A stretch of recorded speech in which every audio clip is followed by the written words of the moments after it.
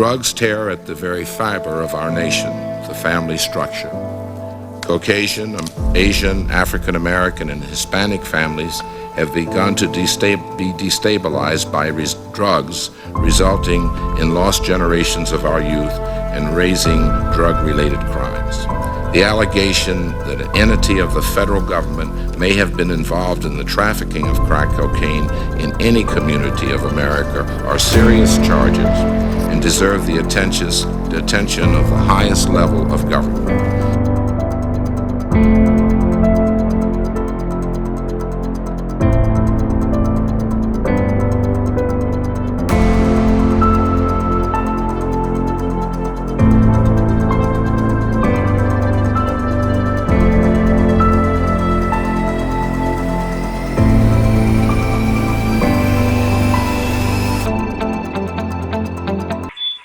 Assalamu alaikum. Welcome to another episode of Brother LeVon Community Reporting. We got a special treat today.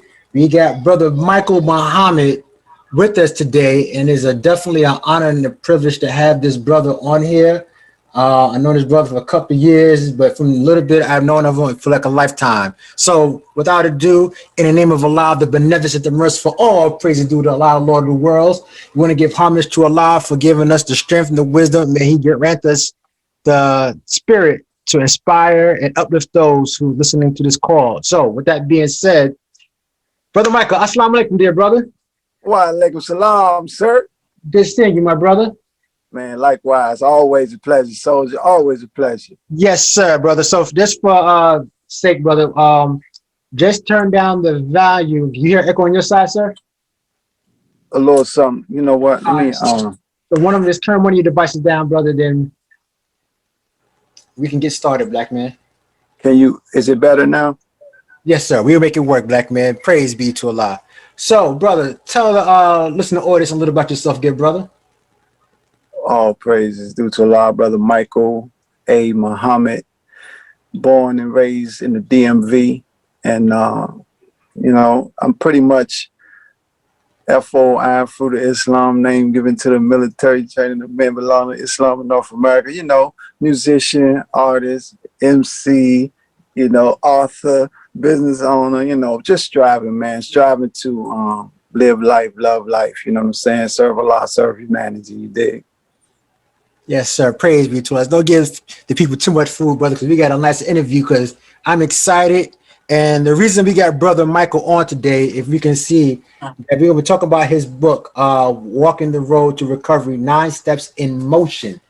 So this is a beautiful read, and we're definitely going to put the links necessary for us to support our brother.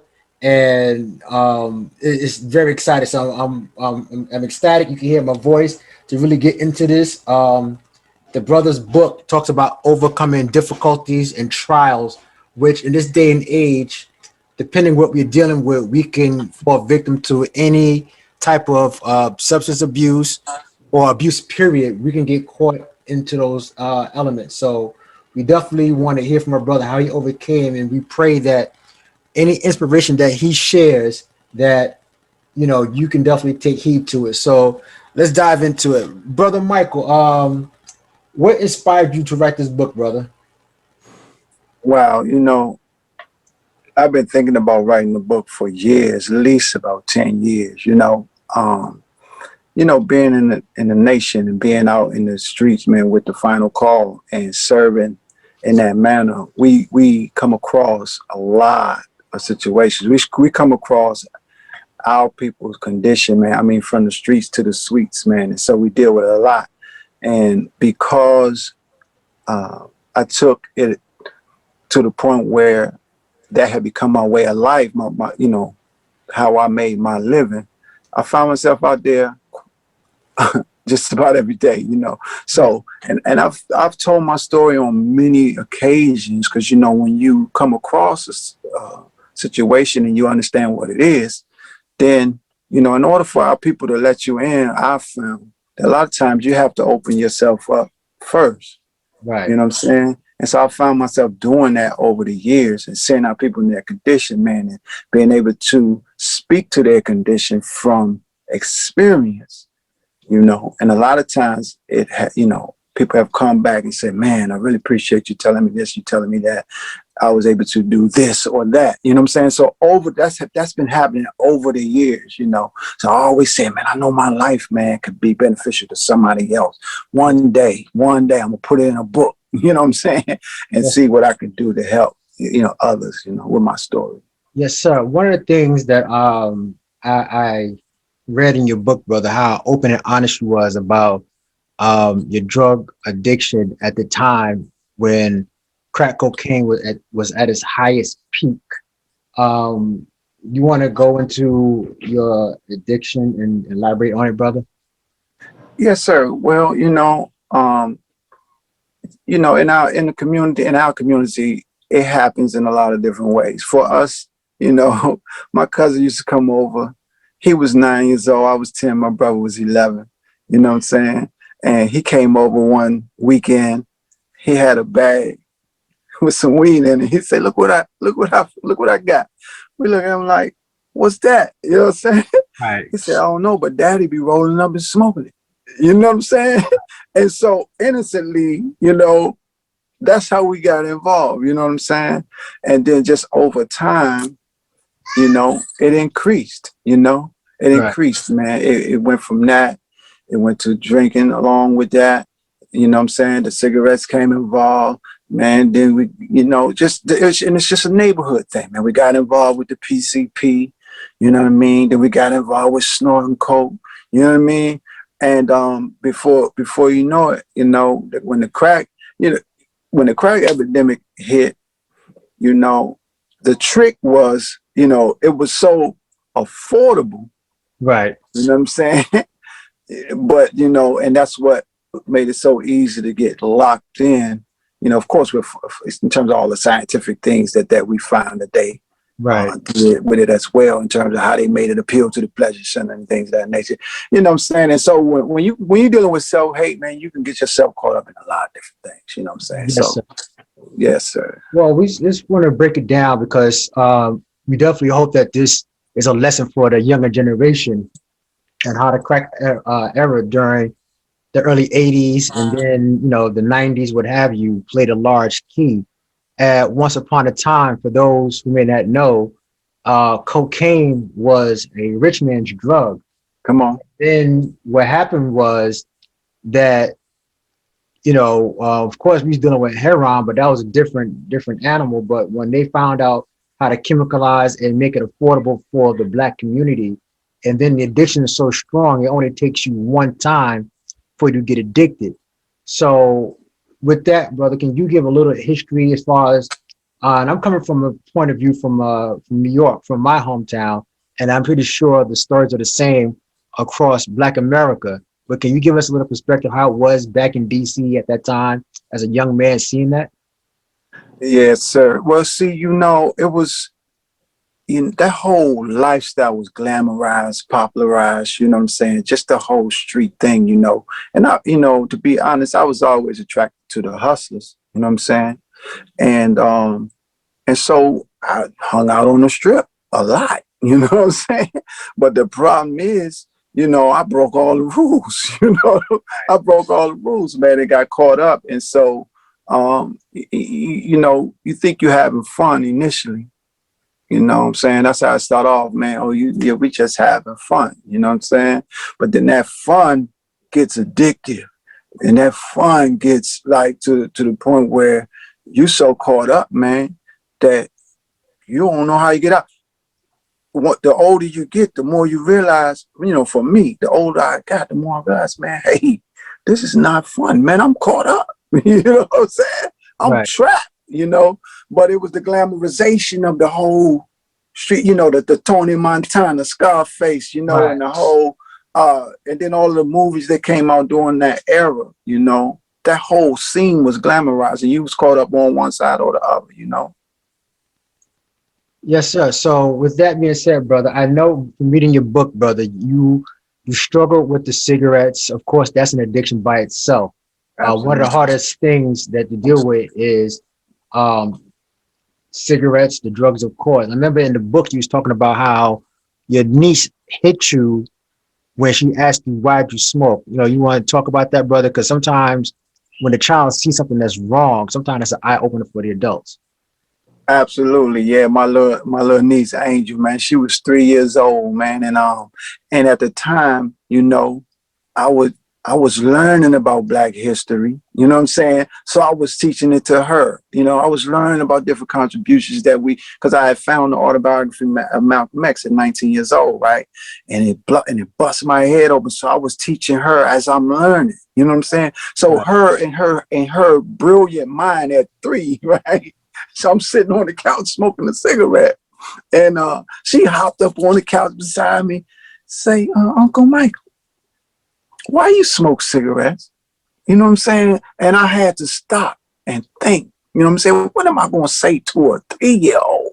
What kind of excuse am I going to give a 3-year-old? Then before I could even say anything, she said, "You're killing yourself, right?" Wow. You know what I'm saying? So at that point, man, I say, yo, whatever I do, I can't let her see me smoke again. You know what I'm saying? Right. So even though I didn't stop right away, I kept that away from her. You know what I'm saying? Because she blew my mind with that. Because I didn't have no reason. There was no legitimate reason. What I'm going to say, I smoke cigarettes to boost my high. You know what I'm saying? Well, I'm Right. going to say that to a 3-year-old? No, Right. sir. Or, these cigarettes, they calm my nerves. All the stuff that people like, there's the BS that people like to try to put on it, right? But it was no reason to be putting smoke where air's supposed to go. Right. There's no legitimate reason. So there's nothing to say to that, Right. Through the mouths of babies, you definitely hear the truth. No doubt. No Yeah. doubt. So also, reading your book, brother, you spoke about PCP and other things of that nature. Is there any particular reason why that at that time? So we're going to go with something. Because right now, for those who join us, we're talking about Walking the Road to Recovery, 9 Steps in Motion by our brother Michael Muhammad. And we're talking about the things in his book in reference to how he overcame his difficulties into the life that he's living now, which is a blessed life. So we're just creating a storyline. So with that being said, brother, you spoke about PCP, crack, cigarettes, and stuff of that nature. And self-love, I want to put that in. You spoke highly about self-love, what have you. Was there some kind of challenge you was having within self of why you choose those different substances at that time? Well, hindsight, absolutely. You know what I'm saying? You grow up. Me and my brother, we grew up single parent. My mom's raised us. You know what I'm saying? And we know our father. You know what I'm saying? But we didn't really have the kind of interaction with pops the way we would have liked to. You know what I'm saying? Right. And so a lot of that was, I didn't understand that, growing up. You know what I'm saying? So deep embedded, there was this low self-esteem, this inferiority complex. You know what I'm saying? And just so it was easy. And then, also growing up, man, okay, this guy, he's cool. Like my brother was real cool, man. You know what I'm saying? My brother was like athletic. He was cool. You know what I'm saying? And I was like, yo, damn, I want to be like that too. You know what I'm saying? Right. So you got a lot of different things that plays into, what makes it so easy to do harm to yourself. You know what I'm saying? And so a lot of things, man. And then, we watching TV, you looking at the Little Rascals, you know what I'm saying? You got Buckwheat and Stymie, you know what I'm saying? Looking all crazy, but and so how am I going to identify with myself where this is concerned, things of that nature. So it's so much that play into, why it could be so easy to do harm to yourself, Yes, sir. So also from reading your book, brother, you decided to bring yourself into church and to help you with overcoming different obstacles, brother. So, a lot of people down the church, and, sometimes, we do it from misunderstanding the role that some churches play. Like anything else, you got your good and bad, but no matter what religion that you belong to, whether it be Islam, Christianity, Buddha, whatever it is, Satan is always there. You know, Come on. Come on. church is supposed to be, or any place of spirituality is supposed to be a place like a hospital to help. You don't judge the person going there seeking something higher than themselves, trying to find a way out. Yes, you got some places that may not do right, you know what I'm saying, with those responsibilities of people's lives, but you have a lot of great institutions in the community that do well with those who are dealing with addiction, the elderly, what have you. So, we're thankful for the church because that was part of your development. So we got to give homage to part of why you are here. So, Absolutely. yes, sir. So how did the church play a role in your development, your brother? Well, I'm gonna tell you, like I said, when I was 19, right?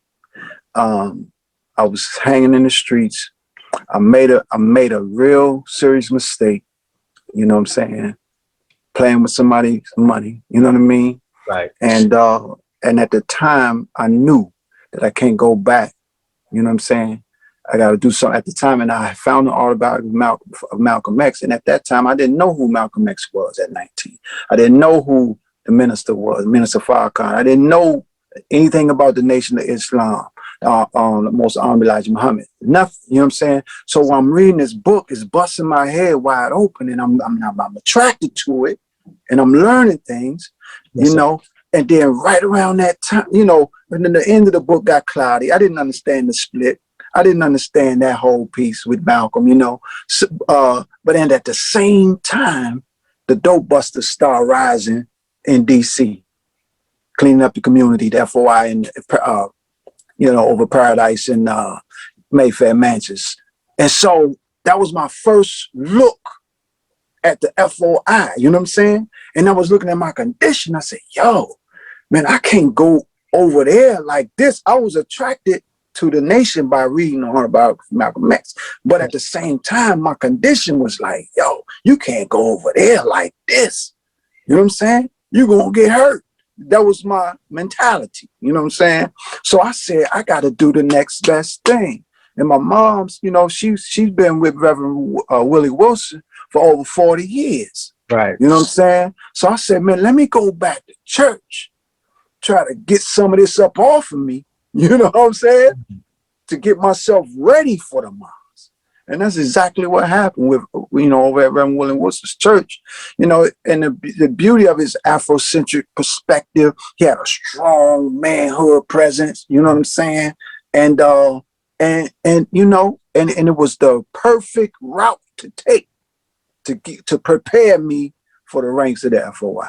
Yes, sir. Praise be to Allah. And I know brother Reverend Willie Wilson, beautiful brother, pioneer, been in the game for a long time, and a lot of brothers like you said, brother, very dominant men. And sometimes we need that in our community where the strong alpha males Come on. are necessarily needed. Where right now, not to pass judgment, the feminization of particularly black men putting that before us, before the alpha male, is definitely not helping any in our community. We need to see alpha males and how they, maintain a community in a leadership role. And I can see how that inspired you, you know what I'm saying, in reference to preparing you to be in the Nation. So what was your relationship like with Brother Wilson? It's in your book, brother. Oh man, I call him Pops. You know what I'm saying? I call him Pops, man. Reverend Wilson, man. He's such a beautiful brother, man. And the beautiful thing, man, is the spirituality. Yes. Rev used to say stuff like, I don't care if you got 1 foot in here and 1 foot out there in the world on a banana peel. You keep coming back. God is working with you. You know what I'm saying? Right. And he used to, and just that strength, man. That strength was, and like I say, I can call him today, man, and it'd be like, have a nice little conversation with my spiritual father. You know what I'm saying? Yes, sir. Praise be to Allah. I'm happy that the brother was open arms, and let that be a lesson to any brother listening to this. And getting involved, man, you never know whose life you may save. You never say it's not my problem. It is our problem for us to be our brother's keeper. So I know one thing I definitely read in your also in your book, brother, how you got baptized, and that was actually a start. So what was that like, brother, getting baptized, knowing you still struggling with them demons? You felt that Hey, voice bro. say, "Hot, brother." Hey, he used to always say, right? You know what I'm saying? When you get baptized, it ain't over. You know what I'm saying? That's the beginning of your journey, right? Right. And and so and I promise you, man, I felt that's exactly what I felt. I mean, he dipped me 3 times, right? They're trying to drown you, huh? I came up out the water, right? And I was just soaking wet. Like, I was like, all right, you know what I'm saying? Oh, what's next? Yes, You sir. know, but that's the ritual. It's a ritual, man. And, and so, and that was the thing that I had to learn in this whole process that, what I'm saying? It's one thing to have it here in your head. Because, man, I used to say everything everybody else said. I remember my first time going down to altar prayer. I ain't even know how to pray, man.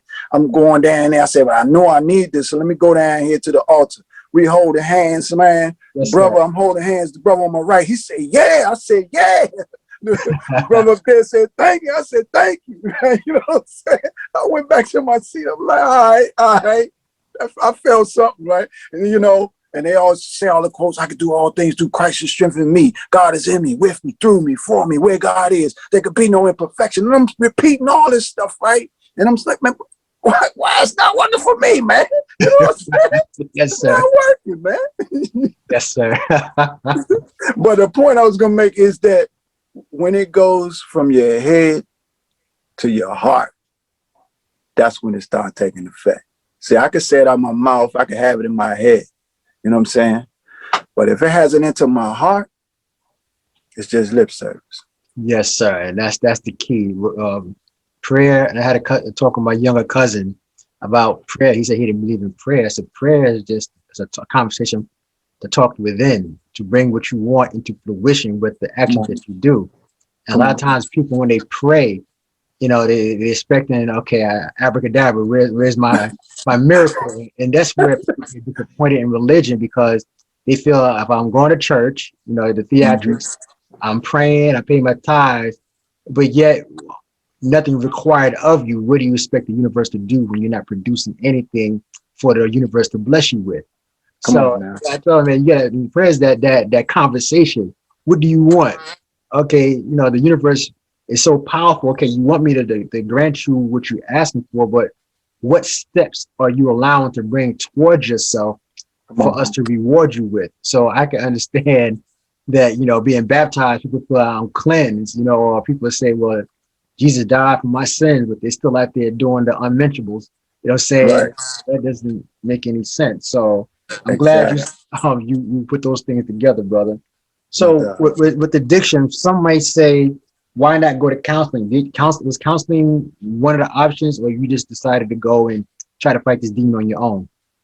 Well, Rev used to have the 12-step program over there at Union Temple, Right.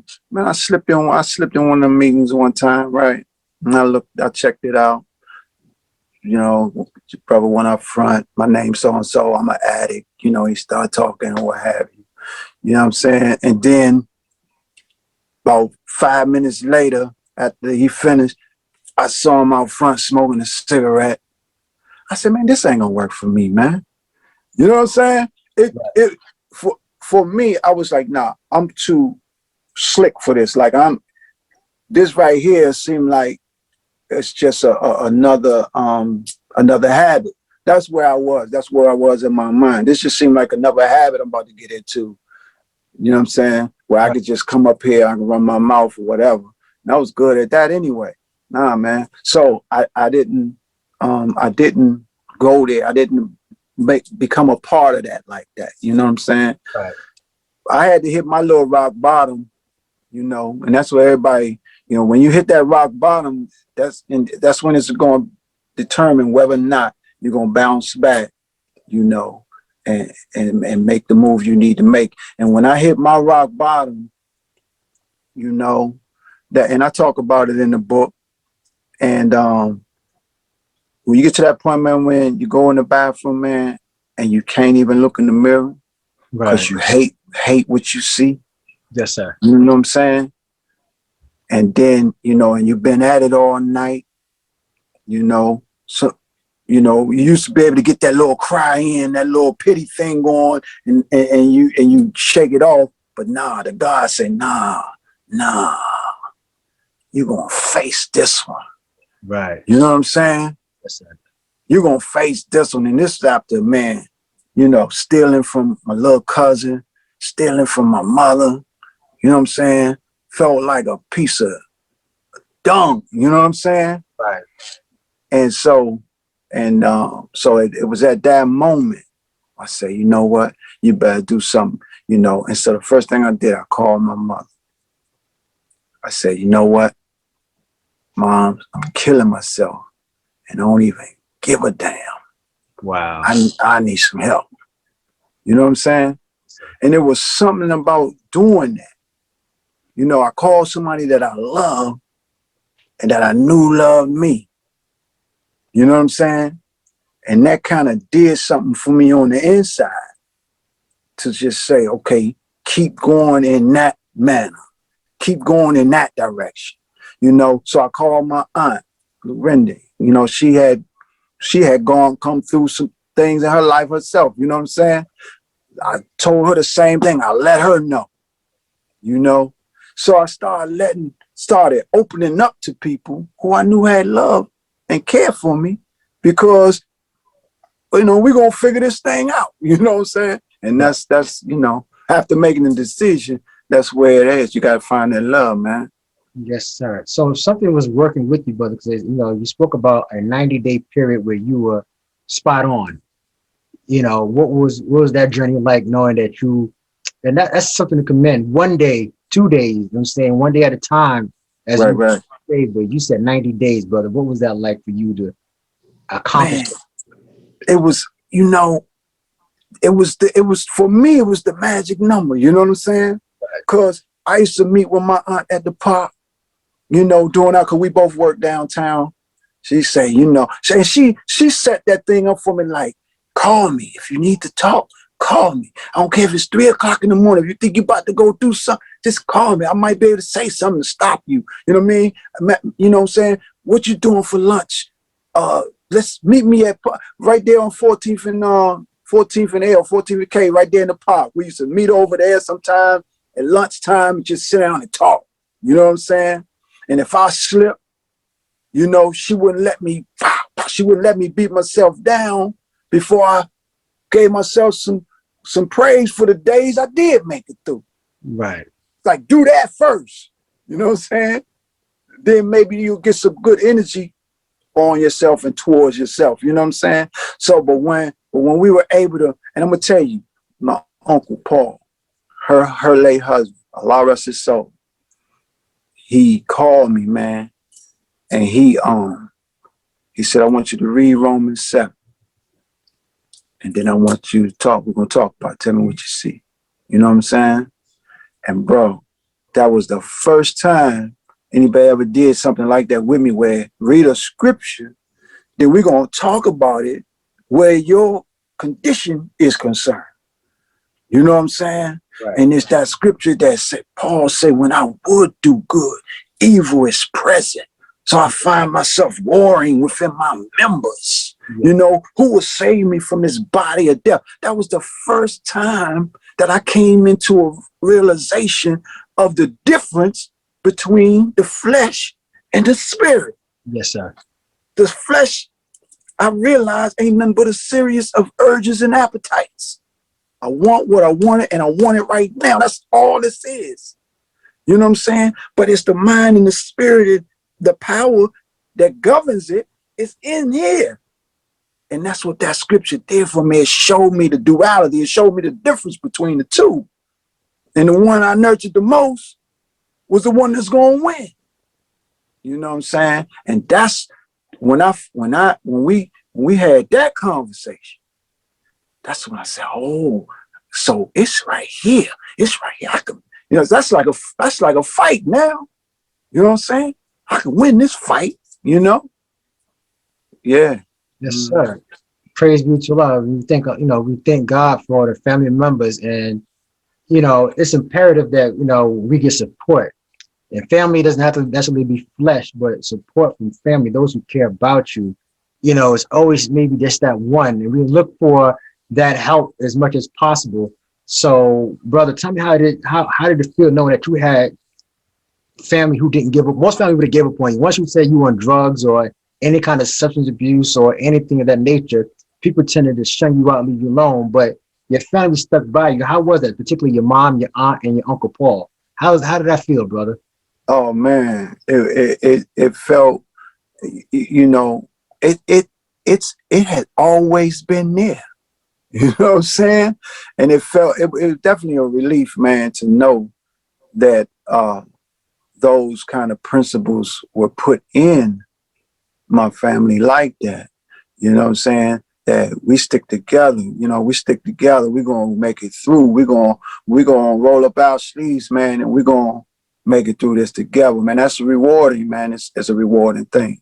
Yes, sir. Praise be to Allah. So we're gonna fast forward a little bit, brother. Now you're still in the church. Church is still playing a large part, brother, of you. And where I'm going with this, black man. And I got a smile on my face when I saw this. You found an outlet, black man, and you said that you joined the choir, brother. So what was that like, brother? You said, I'm gonna join the choir. From the streets to the choir, brother. Let's talk about that. well, I had a motive, you know what I'm saying? Yes, sir. Because I was looking at that musician's corner. One thing about you in Temple, right? See, back in the day when we was little, when my mother used to make us go to church, that's when Richard Smallwood, world-renowned gospel artist Richard Smallwood, Angela Winbush, and then she R&B singer, but she was in the choir. You know what I'm saying? Raymond Reed, all these. I mean, the musician's corner was vicious, right? And I played bass. You know what I'm saying? In fact, I was inspired by those music. Aaron Graves played the bass for the young adult choir at the church. One day I'm sitting there and he went into this zone.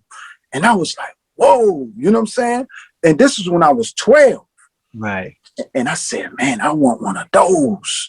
You know what I'm saying? After church, man, I asked my mom, I said, well, I want one of those. I didn't even know what to call it. I want one of those.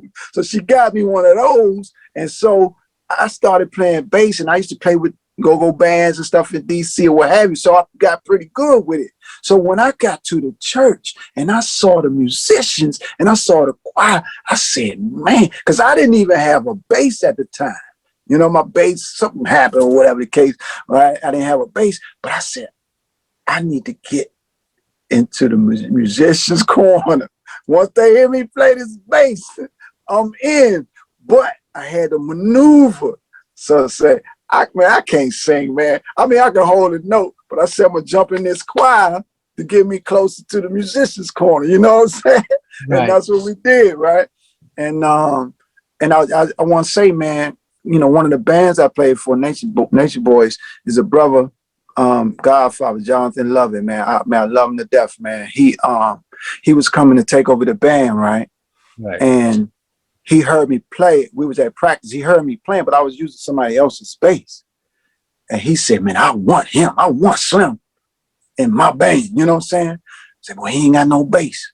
He said, man, meet me over here tomorrow, man. I'm going to take you to Chuck Levis, man, get you a bass. He met me. I met him, and he took me to Chuck Levis. He bought me a bass. You know what I'm saying? Damn, I don't want to get emotional, man. Yes. He bought me a bass, bro. And, bro, it was on. You know what I'm saying? And brothers like that, man, I got a lot of respect for brothers like that, man. He saw something in the brother, man. So now I have my own bass. Now I'm in the choir, I said, one day I'm going to ask that brother, let me touch his bass a little bit, right? He let me touch his bass.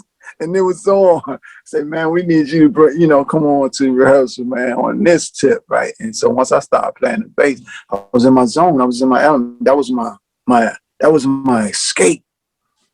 You know what I'm saying? That was my escape. Was you self-taught, brother? Yes, sir. Me and Allah. She bought me a bass. She bought me a little 45 record that taught me how to tune it. It taught me the open string notes, and it taught me how to tune it. Right. Once I did that, you know what I'm saying? I used to listen to the records. This back in the 45s, and you know what I'm saying? This back in the funk era, right? And I would put the record on, listen for the first bass note. As soon as I hear the first bass note, I stop it, hum it, and then find it. That's how I learned how to play bass.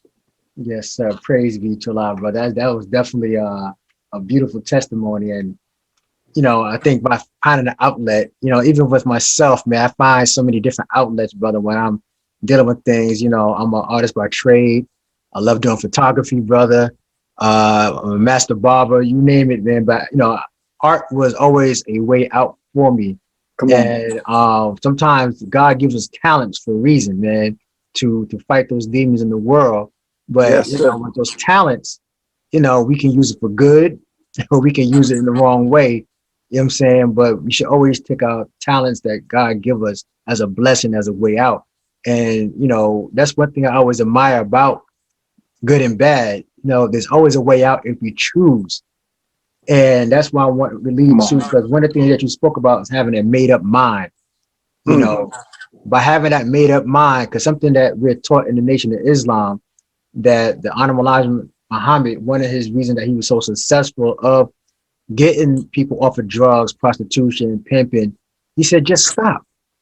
Yes, sir. It's in your mind. You know what I'm saying? Yes, Just sir. stop. And of course, it takes will. But let's talk about that made up mind, brother. When did you say, I'm going to draw a line in the sand?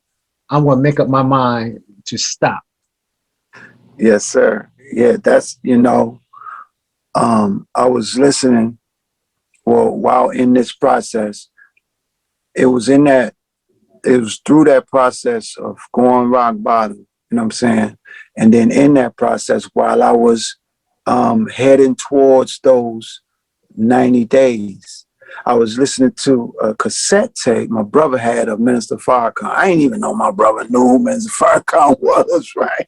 He had a cassette tape he spoke at Howard University in 1984. And I'm sitting there, I'm laying in the bed smoking a cigarette. I was cool. I was about 3 or 4 weeks off the drugs, you know what I'm saying? Right. But I was smoking a cigarette, right? And then the minister said on the tape, he said, and I heard this before, but it was something about this time. He said, the body is the temple of God. And you wonder why your prayers are not being answered. You send your prayer, then you cloud it up with smoke.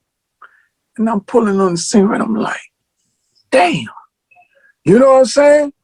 And that's when it hit me like, man, I put that cigarette out. I said, I'm done with this, man. You know? And a few days later, I forgot. And I bummed the cigarette. And I lit it. I said, man, you don't smoke no more. I dropped the cigarette and done. You know what I'm saying? I was done. I said, man, this is my temple, man. You know what I'm saying? This is where I commune with my God, man. You know? And see, and once that mind was made up, it was a wrap, you know? Yes, sir. Praise be to Allah, brother. And not giving up. You know what I'm saying, because one thing you spoke about, brother, also was about the Man March. We talk about that same era of your development, what have you, brother. And me and you got a lot in common, you know, because me and you at the same age started coming around. I'm saying you just happened to be in DC, I was in New York when I started getting my foot into Islam and stopping some of the bad habits I was doing, what have you, far hanging out and, you know, the women and stuff of that nature. You know, and Islam is very powerful, man. Once you start tapping into it, it's a way of life to put you on the straight path, man. And if you stay on that straight path, man, it only can lead you. And that's with anything, you know what I'm saying? Even if you're a Christian, you know, if you a good Christian, a good Muslim is a good Christian, because submission to the law, to the way, the path, you know, no matter what you call it, the mathematics is still the same. Come on now. It's still the same. Yes, sir. You know what I'm saying? So people got to realize when we religion gangbanging, you know what I'm saying? Man, we on the same tune. Just because I say 5 and 2 is 7 and you say 6 and 1 is 7, it's still the same common denominator. That's right. So what are we at odds with when we try to get to the same place? You follow what I'm saying? Yes, So, sir. I just want to ask you, good brother, you know, you spoke about the 8 steps of atonement, my brother. And that's very key that you learned from the Man March. And that was also part of your development. Want to build on that? Absolutely. Absolutely. You know, the minister, he came after, maybe a year or so after the Million Man March, and he told us straight up that, our unwillingness to go through these steps with one another, is, and I'm paraphrasing, I'm not quoting this, it's our death sentence. You know what I'm saying? We're not willing, man, to do this first with God, point out the wrong, you know what I'm saying? And then acknowledge it, confess it, repent, atone. If we not, if I'm not willing to do this with myself and the God, and then with myself and others, because how can you love God who you never seen and hate your brother that you see every day? And so this process with the ones with the ones who were still available, man, that who I could go back to and say, I was wrong. You know what I'm saying? And and show you, I'm gonna show you with my life, through these steps, that this is real with me. It's not going to be just what you hearing out my mouth. You know what I'm saying? I'm going to show you. I'm going to point it out. I'm going to acknowledge. I'm going to confess it. I'm going to repent. And I'm going to atone it. You know what I'm saying? Because I need some forgiveness, man, and some reconciliation, man, so that I can have a perfect union, become one with my God, man, so that I can learn how to become one with you, And so, those steps, man, are real. Those steps, I heard Minister Jabril say, are like the biggest relationship, self-improvement relationship steps ever given to humanity. Like when you want to reestablish a relationship, man, those steps, man, are divine revelation, man, from Allah, Yes, sir. Praise be to Allah, brother. That was beautifully said, brother. So, and once again, for my listening audience, we're talking about walking the road to recovery, 9 steps in motion. This is my brother's book. So we're plugging my brother's book. Everything that we're talking about is rooted from the book. It's a beautiful read, very inspiring. And like I said, we thank God for brothers and sisters who have the strength and the will to want to share their testimony, to want to hopefully and prayerfully show our people and people in general that there's a way out. There's no such thing as a dead end road if you choose to stay on that road towards a dead end road. So there's always options. And, right, we're going to keep plugging the book throughout the program, family. So moving forward, brother, when did you say, or the time you said to yourself, know what, I want to be part of the Nation of Islam? Because I remember in the part of the book, you was talking about how you went from the church to the nation, brother. What was that transition like? Man, that transition, I'm going to touch this. I'm just going to touch it. I'm just going to touch it because I don't want it to get misconstrued. But, this our enemy, our open enemy, man, he designed these substances to appeal to the pleasure sense. I heard Reverend Wilson teach one time that these scientists designed crack cocaine to have the equivalence in terms of feeling of an orgasm to the 10th power. That's how wicked this beast is, because we love pleasure and there's nothing wrong with pleasure. You know what I'm saying? It just has to be properly placed. You know what I'm saying? And we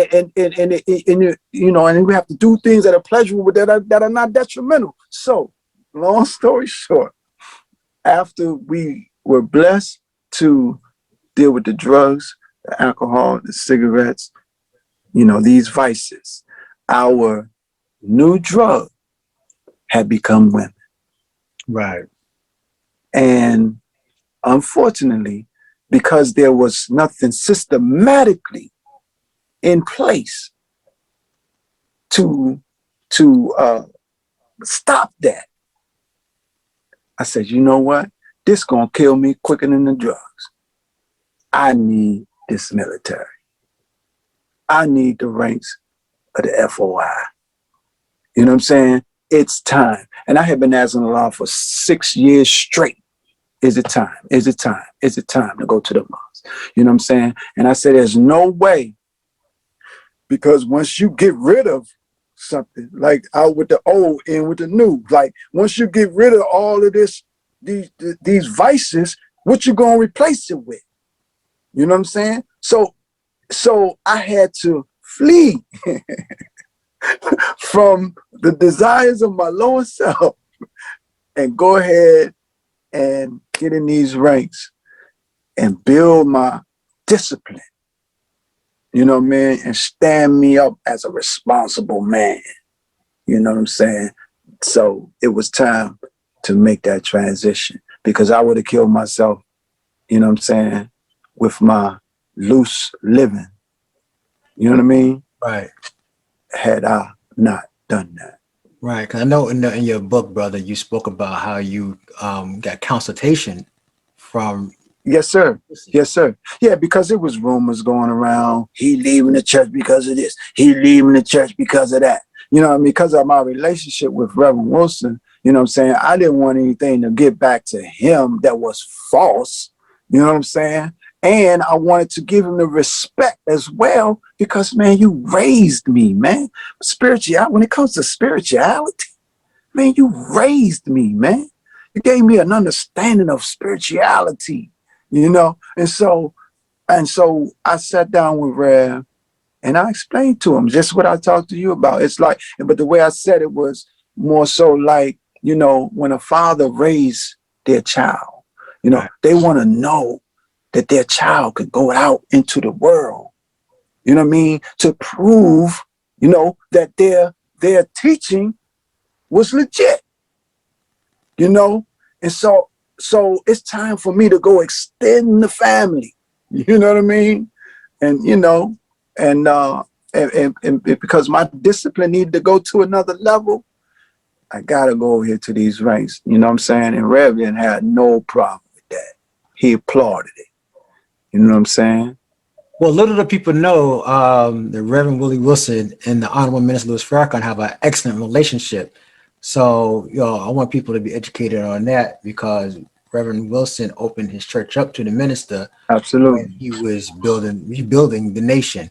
So I don't want anybody thinking that it was a clash of faith because sometimes, we so caught up in a tabloid mentality that, we think the first thing is that it was a clash and people stealing members. And no, we people, we share, you know what I'm saying? There's enough Absolutely. room for everybody Absolutely. to develop and grow in all aspects. And wisdom is infinite. You know what I'm saying? Come on. It's everlasting. You see what I'm saying? So there's no such thing as you're, being limited. You know what I'm saying? That means that you're closing yourself off because the That's book of right. mathematics has no ending. So, man, you're only doing yourself a disservice when you're not actually applying principles. And how do you know that your faith or what you're learning is actual facts if you don't challenge what you believe in? Come on now. So we got to, I commend you for that, to find different levels of elevation for your development, brother. Yes, So sir. once again, as you can see, I was profound about your book, brother, because I'm trying to hit some key points without saying too much.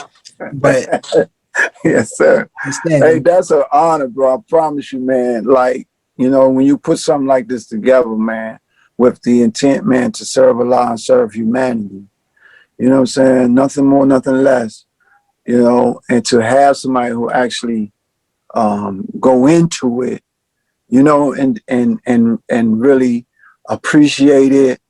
You know what I'm saying? yes, sir. It's priceless, man. It's priceless.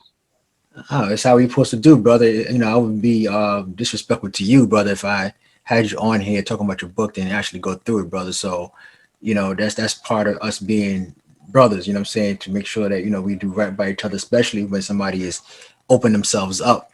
And this is how we are in the community. When somebody actually open themselves up, it's our duty to listen to the best of our ability to try to get understanding of the person, and this opened me up a little bit more just to know a little bit more about my brother.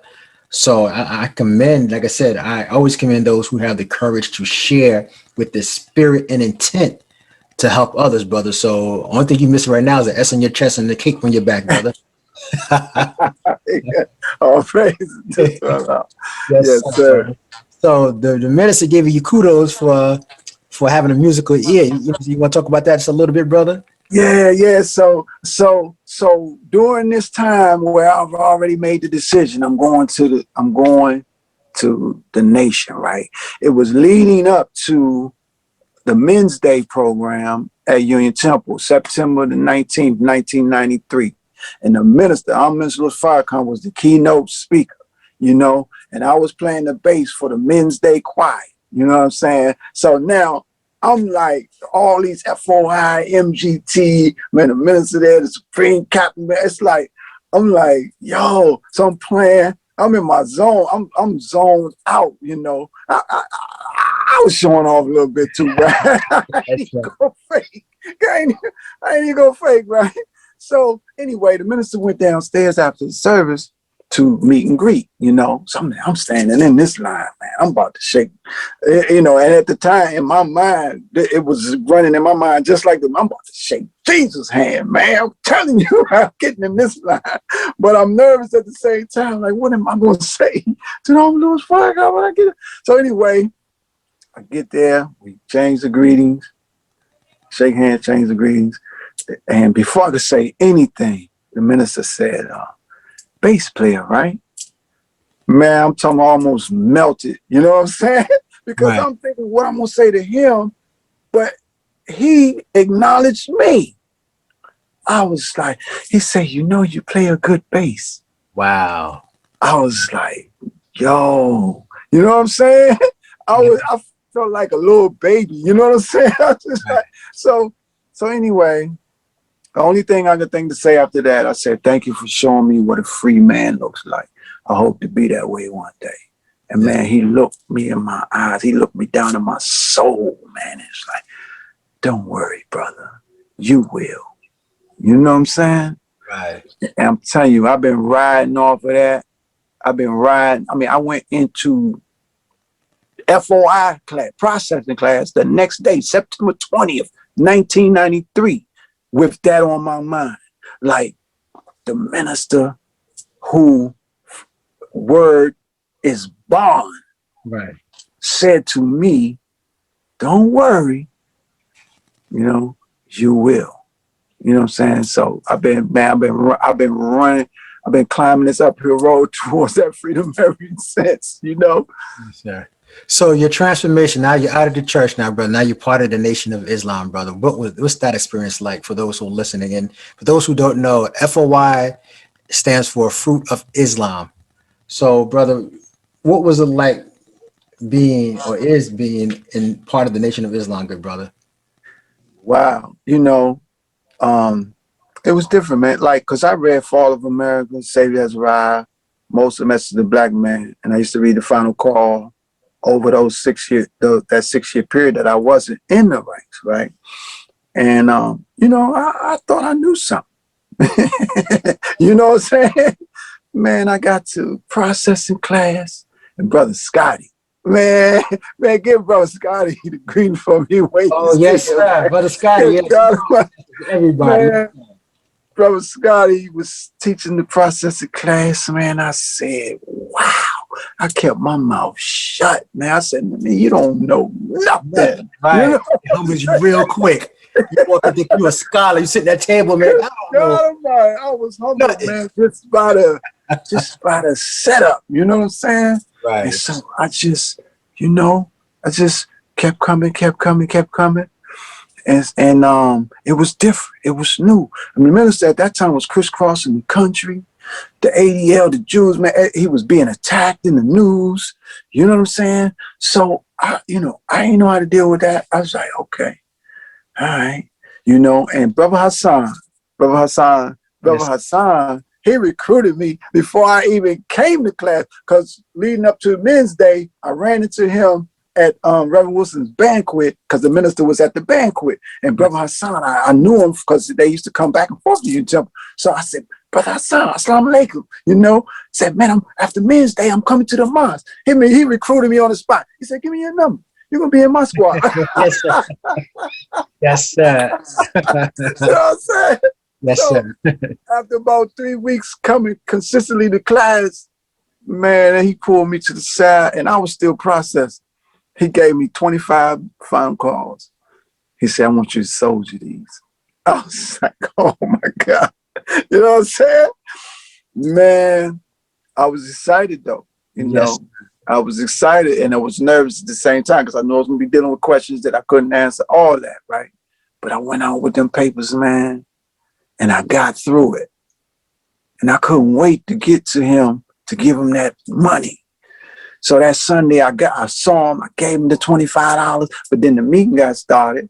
So, you know, we had to get ready for the meeting. But then after the meeting, he came and gave me some money back. He said, you know, you keep 30%. At the time, we made 30% off the paper. I was like, yeah. Wow. So my mind turning now because, you know, I was always attracted to the hustlers. You know what I'm saying? You mean I can get money back off of it? You got some more? Give me some more of them things, man. You know? And that's what my whole mind opened up to, this whole piece about soldiering for a living and all that, man. You know, it was a beautiful transition. I didn't understand a lot of things, but it didn't matter because we were taught and we were trained. If you don't understand something, just wait. Listen for how the minister deal with it. You know what I'm saying? So I was trained for that. You know what I'm saying? To see how the minister going to deal with it. And, you know, we were being attacked in the news, and I know I got all these papers. I'm outside. I'm about to be dealing with stuff that I can't really handle. Man, I ain't say nothing, man. I said, man, the minister gonna let you know. Hold tight. Phone call, you know what I'm saying? Yes, but, you know, it was a beautiful thing. Praise be to Allah. And now, part of this is part of how you became an entrepreneur, brother. You know, when you started pushing that final call, naturally, the bean pie comes with it. Come on now. What's the knowledge? We want the knowledge to give to our people, but it's nothing like the combination that our community is known us for is both the final call and the world famous bean pie, brother. Now let's talk about this because it goes into your entrepreneurship and your restaurant. We definitely want to plug the foodie spot. Yes, sir. Yes, sir. And the brother, for those who listen, he delivers, you know, and we're gonna get all that information in this program. So you're gonna get the book Walking the Road to Recovery, 9 Steps in Motion, and then you're gonna find out how you can actually get the famous brother Michael foodie bean pie. He has different varieties. He has, you name them, peaches, strawberries, blueberry, you name it. If it's in your mind, he got it probably. So we're gonna do these in steps. So brother, so you get into pushing your pies and that becoming a business for you. But tell us how that came about. Well, that came about so in 97, well, actually 96, Allah revealed to me who my wife was going to be. Oh, okay. and so during that whole process, a situation opened up where I could move to North Carolina. So I moved to North Carolina. We were courting, moving to North Carolina. And so anyway, once I went to the mosque in Greensboro, North Carolina. Minister Kadir said, I want you to go to Greensboro with Minister Willis. So anyway, I went to Greensboro Mosque, and this Sister Angela, she made a bean pie, and I bought the pie. At the time, we were still courting, so my wife was in Philly. She had finished Brother up Michael, house. that's a stop. You know what? That's my fault for this. Because you know what? I should have went back because number one, I remember when I was coming to the mosque. Matter of fact, when I actually started meeting you, brother, your wife on the rostrum was no joke. Sister Nanika is no joke on the rostrum. And I want to backtrack before because she comes before the pies. I'm sorry, and tell her, Yes, sir. She's listening. Tell her please forgive her brother. She came before the pies, so I gotta go first before we go into the pies. So I don't want no problems when she sees me one day and she puts me in a chokehold. I don't want one of those situations.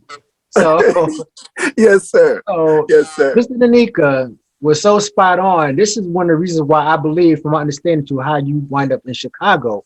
But if you ever heard his wife speak to the listening audience, this sister is so knowledgeable and so strong, and she is one of the reasons when I went to the mosque in DC, Muhammad Mosque number 4.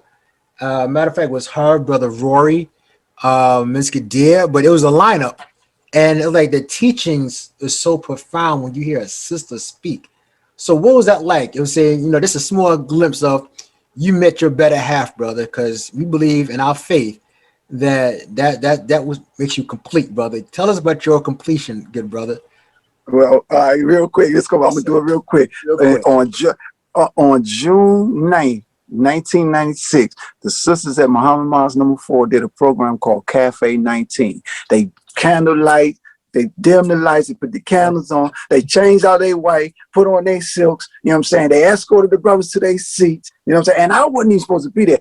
I was at PG helping build a study group at the time, but I brought my equipment, my speakers and my microphone, all that stuff over there so they could have a program. So they said, brother, you might as well come on and participate. So anyway, so candlelight, they escorted brothers to their seats. They said, what's the entree, what you like? Oh, we have salmon, this, that. You know what I'm saying? Boom, boom. Yeah, sisters doing poems about the black man. So Sister Nanika and another sister, Adria, came, they sang a song together. You know, I'm a musician, right? So right. I was like, okay. But then later on in the program, Sister Nanika get up there and sing All the Man I Need by Whitney Houston. Wow. I'm sitting there. And I'm like, wait a minute. Now the brothers sitting around at the tables talking about, man, the sister laid this out, man. How we gonna top this? Woo. I said, man, that's all y'all see, man. These sisters crying out, man. They giving us a glimpse of heaven, man. So when she starts singing that song, I'm looking, and I was like, wait a minute. Something was happening on the inside, right? So I'm looking, and Brother Raj is sitting right here. I lean over to Brother Raj. I said, Brother Raj, that's my wife, man. Brother Roger look at me like I'm crazy because he went to Howard with Sister, right? He's like, man, you ain't getting nowhere near Sister Nanika, bro. So I'm looking, I'm like, and so I'm dumbfounded, like and so she had her eyes closed the whole time. She opened her eyes and they caught my eye. She shut them eyes so quick. Like, anyway, long story short, Allah showed me that was my wife. Here we are, 22 and a half years later, married, you understand? And yeah. And I had, ladies and gentlemen, I had to plug that in before we get to the business aspect because, you know, we spoke about the brother's transition, you know, and we're given a timeline here from where he came from to where he is, you know what I'm saying? And you know, you got to admire the blessings. And we talk about being on the right path at the right time, staying committed, submitted. When you put things that are not good for your growth, your development, and once you leave those things and those worldly things alone, man, you'd be surprised at the blessings that you get. So I had to plug that in because the brother is blessed. And I'm saying, I know this brother and I know his family and I know what kind of soldier he is and what he's contributed to our nation and brothers who look up to him, you know what I'm saying, as far as his struggle, you know what I'm saying, because it's nothing like seeing a strong brother, you know what I'm saying, especially in this world that we live in where the black man is definitely targeted all the time, but still overcome all obstacles at all given times. So yes, sir, but I had to give that quick plug this way, you know, if you watch this with your wife, she makes sure that she got her plug and her just due. Now, let's get to the business part now. All right. Yes, sir. So here we go. Yeah, here we go. Sister Angela made this pie. I bought the pie. You know, I'm in North Carolina. Wifey, she had just finished Howard, so she went to Philly back home. She's from Philly, so she went back home to prepare for the wedding. We already, you know, going to get married. This, that, and the third. We're gonna move to North Carolina anyway. So Sister Angela made this bean pie. Sister Angela, and I said, "This is the best bean pie I ever tasted in my life." So anyway, I'm telling Sister Nanika about the pie. So anyway, we get married, come back to North Carolina. We go to the mosque. No Sister Angela. Another week, no Sister Angela. So about a whole month go by. Finally, Sister Angela come back to the mosque. No pies. I'm like, Sister Angela, I've been telling my wife about these pies. You ain't no pies. she had gone back to school to become a nurse. Right. You know what I'm saying? So she ain't had time to make no pies. So she wrote that recipe down and handed it to my wife. You know what I'm saying? Right. So my wife, so of course I'm hustler, right? So when you gonna try that pie? You know what I'm saying? So she tried it the first time, it was okay. Second time, it was a little better. The third time, I said we could sell that pie. And that's how we got started. My wife used to make the pies for me. You know what I'm saying? And I would drive 50 miles to Greensboro, hit the street, boom, come back home, you know what I'm saying, get ready for the next day. She'll make me pie. You know what I'm saying? So it got to be to where I came home one day, I ain't smell no beans cooking, I ain't smell no pies, but the dinner was laid out.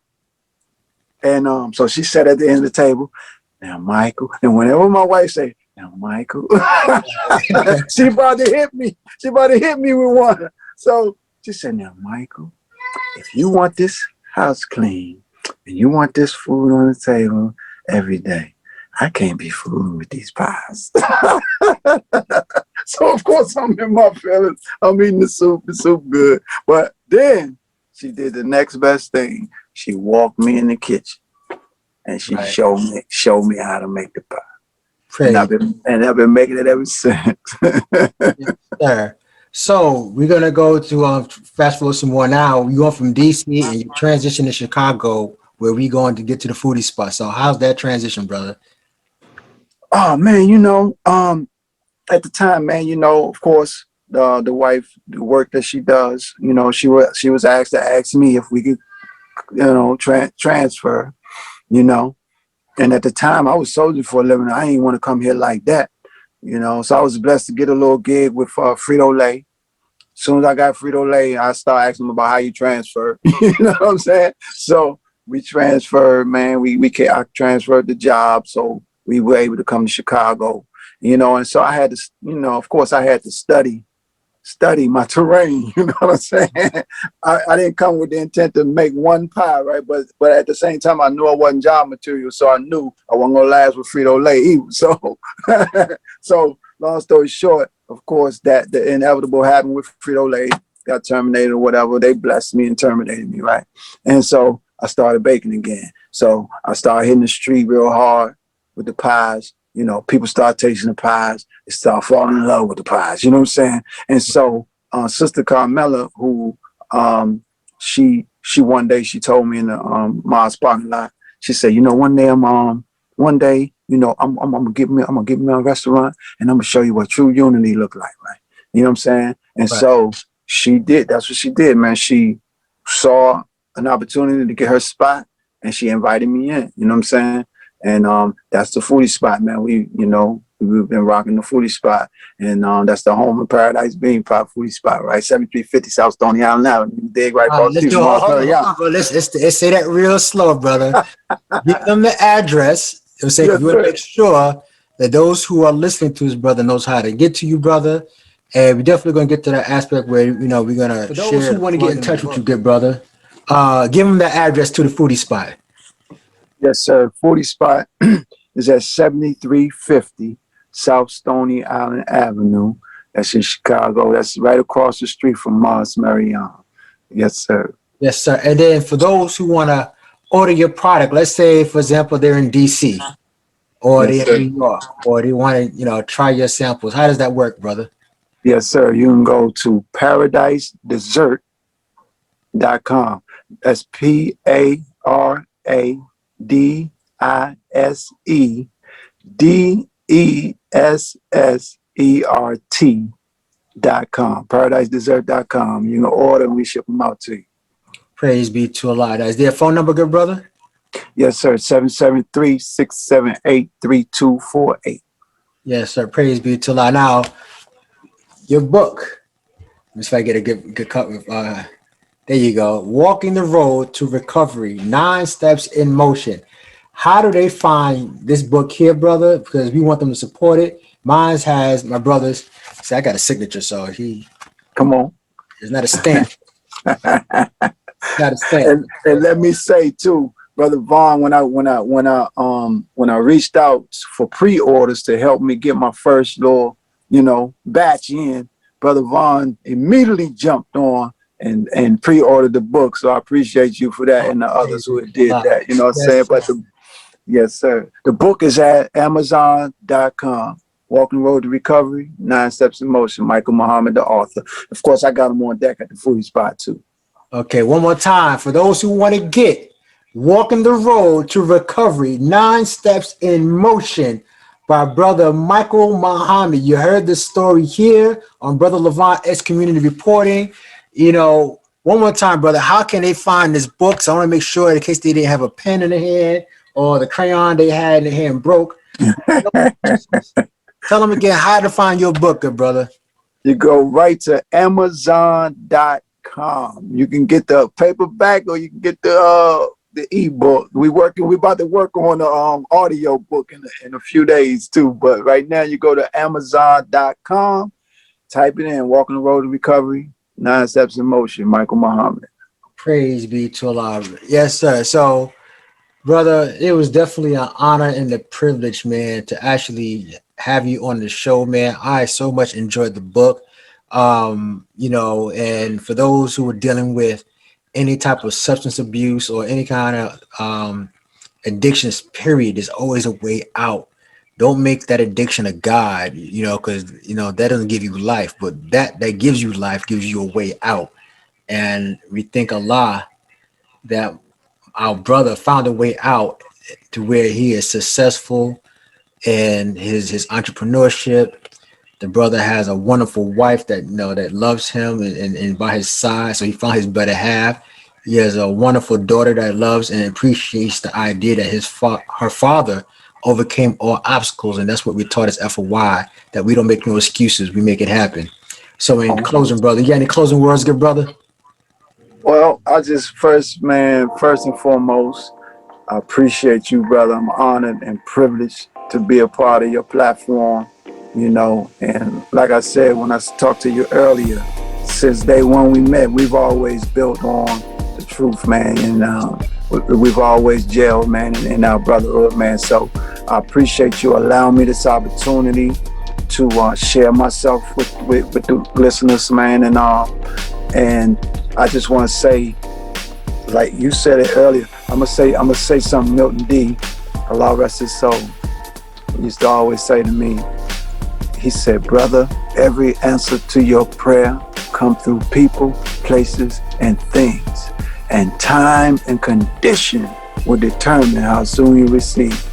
You know what I'm saying? So I appreciate you giving me this opportunity to share this information with people, you know what I'm saying, in their places, share these things that they could possibly, if the time and the condition is right in their life, man, that it could feed their forward motion, you know what I'm saying? Yes, sir. Praise be to Allah. So with that being said, once again, the book is called Walking the Road to Recovery, 9 Steps in Motion. So, brother, thank you so much for writing this, man. And like I said, it's an honor to have you on the platform. Please give your family greetings. And we had discussed that Brother Michael will come back and play the bass for us. He didn't have time to prep and tune up, what have you. So we'll give him a pass for today. But the next segment on Brother LeVon Excommunicated Reported, and Brother Michael will be giving us a little small mini concert, because that's what led him towards our minister. And the minister gave him kudos. So we want to make sure that he represents. Yes, sir. You can say, okay, listen, you got it back there. I see it. But can you see it, but can you play it? We want to hear everything. We need proof for everything. So yes, sir. Yes, sir. All right, my brother, man. Allah bless you with much success, man. And like I said, we be in touch, brother, and give the family greetings, man. And to those who listen, thank you. May God continue to bless you in all your endeavors, and let's stay positive. In the world we're living in this climate with this pandemic, this is the perfect time to reinvent ourselves. Don't look at this pandemic as a curse or a nuisance. Sometimes sitting still is the best thing for us as far as reinventing ourselves. And sometimes we're blocking our own blessings, rushing to go back to something that probably wasn't good for us in the first place. So that's my soapbox for today. Brother Michael, you know how we do, brother. Yes, sir, man. Please give your family greetings as well, man. Love you so. Love you too, black man. Allah bless you. Peace. Assalamu alaikum, sir. Wa alaikum salam.